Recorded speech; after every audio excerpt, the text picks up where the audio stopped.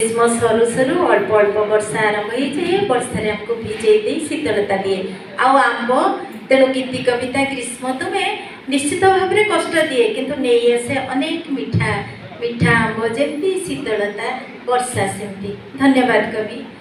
एवं आमंत्रण करवा श्रीजुक्त गोलोक चंद्र पल्ले को धर्मशाला चारकार समाजसेवी जड़े सेवा मनोभावर त्यागर भावना समाज को वार्ता देवार एक नुआर कवि मन शब्द सजई देवे सेवा करने आस मिसई हाथ मन आस देश को आग को नेबा यही आमर भावना है ईश्वर बाट चलो जीवा सेवा करने आस सेवा करने आस। धन्यवाद। मोर शीर्षक है सेवा करने सेवा करने को अंतर रे भाभी दिए चले राति दिन